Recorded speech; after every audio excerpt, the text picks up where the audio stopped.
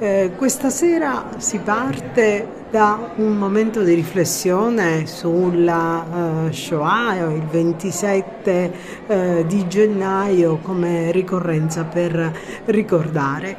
Ecco, voi avete coordinato e gestite e quotidianamente anche preparate un gruppo di giovani. Ci parli un poco di come svolgete questa attività? Allora, noi non lo facciamo, ci proviamo sempre con l'aiuto del Signore che ci guida. Cosa facciamo? Cerchiamo di tenere assieme ragazzi di una certa età. Sino all'anno scorso, o prima del Covid meglio, avevamo ragazzi tutti omogenei, cioè di un'età che andava tra i 15 e i 16 anni. Quest'anno abbiamo optato per andare a inserire anche ragazzini più piccoli che fanno catechismo qui in parrocchia, che hanno espresso il desiderio di aggregarsi a questo gruppo. Cosa facciamo? Cerchiamo di fare tante attività. Il primo lavoro, che è questo che stiamo facendo, esce fuori da un laboratorio di lettura che è stato guidato da Enzo Mugavero, e noi abbiamo partecipato con tutti i ragazzi, tutti i bambini, per ognuno per le capacità e per i ruoli che gli sono stati assegnati, e speriamo di fare un bello spettacolo.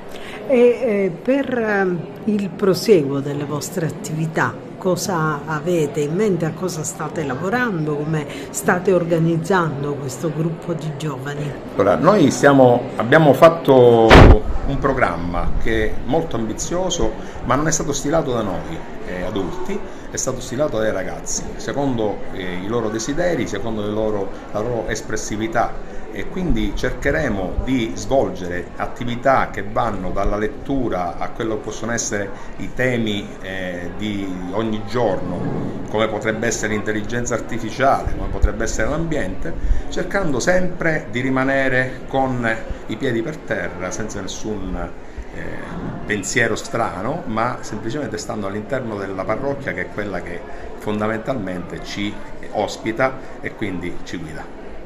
Oggi la parrocchia del Villaggio Mosè ha voluto dare un nuovo messaggio, quello di una comunità che lavora anche, che va oltre il discorso spirituale, ma che tratta temi di attualità.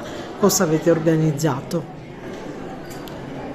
Abbiamo voluto celebrare insieme ai giovani insieme al gruppo giovani della parrocchia un momento di riflessione che vuole essere sì ricordo e omaggio alle vittime dell'Olocausto, ma anche un'opportunità proprio per riflettere sulle emergenze di oggi, sui problemi che ci sono e quindi sui pericoli che ci sono e che potrebbero portare a un ripetersi dell'Olocausto. Lei ha ideato il progetto che stasera verrà portato al pubblico. Come è stato concepito?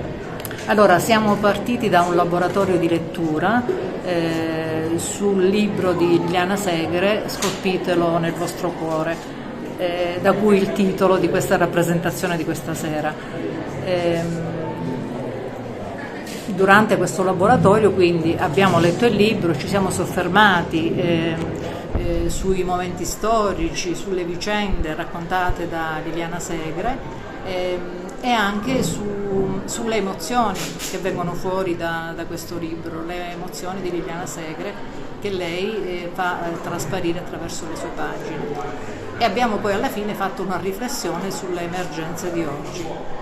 Ecco, da lì poi è nata l'idea di fare una rappresentazione, quindi attraverso delle letture, abbiamo scelto dei brani più significativi di questo libro e quindi ci saranno letture da parte dei giovani e anche di meno giovani, accompagnati da video, da immagini e anche da brani di musica toccanti, devo dire.